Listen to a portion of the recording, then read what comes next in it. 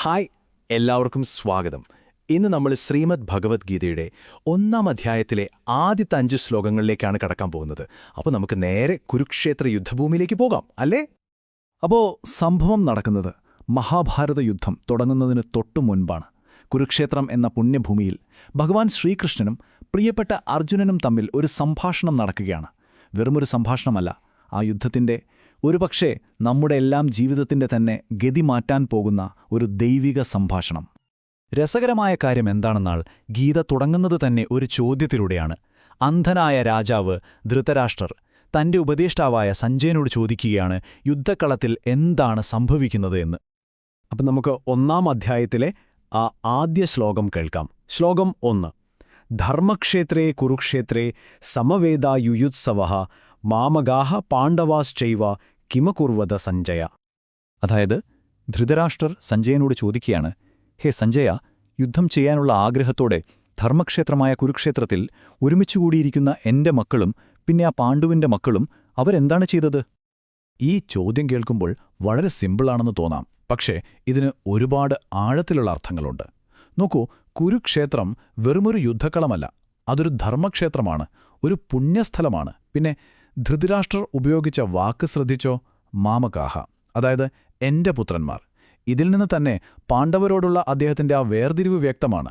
ആ പുണ്യഭൂമിയുടെ സ്വാധീനം ധർമ്മത്തിന്റെ ഭാഗത്തുള്ള പാണ്ഡവർക്ക് അനുകൂലമാകുമോ എന്നൊരു പേടി അദ്ദേഹത്തിന്റെ ഉള്ളിലുണ്ടായിരുന്നു. ശരി, അപ്പോ ധൃതരാഷ്ട്രരുടെ ചോദ്യത്തിന് സഞ്ജയൻ മറുപടി നൽകാൻ തുടങ്ങുകയാണ്. നമുക്കറിയാമല്ലോ, ഗുരുവായ വ്യാസന്റെ അനുഗ്രഹം കൊണ്ട് സഞ്ജയന് കൊട്ടാരത്തിൽ ഇരുന്നു കൊണ്ട് തന്നെ യുദ്ധക്കളത്തിലെ ഓരോ സംഭവങ്ങളും ലൈവായി കാണാനുള്ള കഴിവുണ്ടായിരുന്നു. ഇനി നമുക്ക് 2-ാം ശ്ലോകം കേൾക്കാം. ശ്ലോകം 2: ദൃഷ്ട്വാ തു പാണ്ഡവാനീകം വ്യൂഢം ദുര്യോധനസ്തഥാ ആചാര്യമുപസംഗമ്യ രാജാ വചനമബ്രവീത്. സഞ്ജയൻ പറഞ്ഞു തുടങ്ങുകയാണ് പാണ്ഡവരുടെ ആ ഒരു സൈനിക വിന്യാസം. കണ്ടില്ലേ? അത് കണ്ടതും രാജാവായ ദുര്യോധനൻ ഉടനെ തന്റെ ആചാര്യനായ ദ്രോണരുടെ അടുത്തേക്ക് പോയി സംസാരിക്കാൻ തുടങ്ങി. ഇവിടെ ദുര്യോധനന്റെ പ്രതികരണമാണ് നമ്മൾ ശ്രദ്ധിക്കേണ്ടത്. പാണ്ഡവരുടെ സൈന്യത്തെ കണ്ടപ്പോൾ ശരിക്കും പറഞ്ഞാൽ അദ്ദേഹത്തിന് പേടിയുണ്ട്. പക്ഷേ ആ ഭയം പുറത്തു കാണിക്കാതെ ഒരു നല്ല രാഷ്ട്രീയക്കാരനെ പോലെയാണ് അദ്ദേഹം ദ്രോണാചാര്യരെ സമീപിക്കുന്നത്.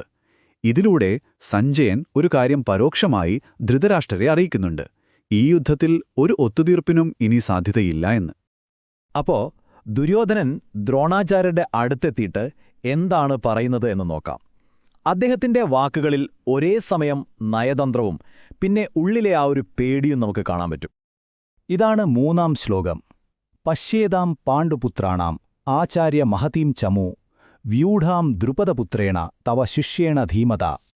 ദുര്യോധനൻ പറയുകയാണ്, ഹേ ആചാര്യ, ഒന്ന് നോക്കൂ, അങ്ങയുടെ തന്നെ ബുദ്ധിമാനായ ശിഷ്യൻ ആ ദ്രുപദന്റെ മകൻ എത്ര വിദഗ്ധമായാണ് പാണ്ഡവരുടെ ഈ വലിയ സൈന്യത്തെ അണിനിരത്തിയിരിക്കുന്നത്.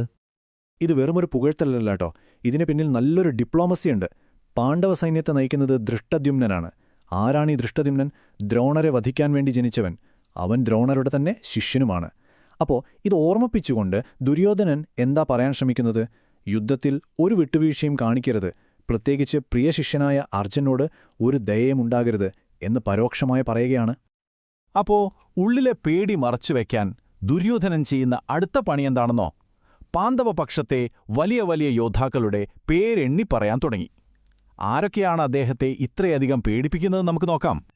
4-ാം ശ്ലോകം ഇതാണ്: അത്ര ശൂരാ മഹാവിശ്വാസ ഭീമാർജുന സമായുധി യുയുധാനോ വിരാടശ്ച ദ്രുപദശ്ച മഹാരഥഃ.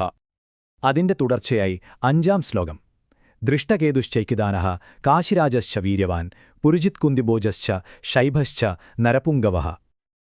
അപ്പോൾ ഈ 2 ശ്ലോകങ്ങളിലായി ദുര്യോധനൻ പറയുന്ന പേരുകൾ കേട്ടില്ലേ?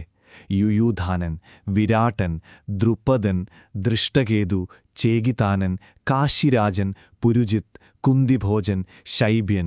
ഇവരൊക്കെ ഭീമനും അർജുനനും ഒപ്പത്തിനൊപ്പം നിൽക്കുന്ന മഹാരഥന്മാരാണെന്നാണ് ദുര്യോധനൻ പറയുന്നത്.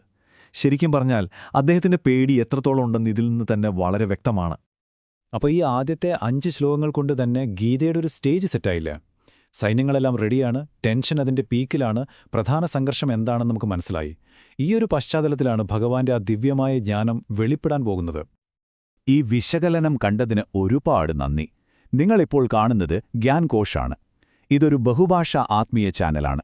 ഞങ്ങൾ ഇംഗ്ലീഷ്, ഹിന്ദി, മറാഠി, തമിഴ്, ഗുജറാത്തി, മലയാളം, ബംഗാളി തുടങ്ങിയ ഭാഷകളിൽ ആത്മീയജ്ഞാനം പങ്കുവയ്ക്കുന്നു. കൂടുതൽ പ്രധാന ഭാഷകൾ ഉടൻ തന്നെ വരുന്നതായിരിക്കും.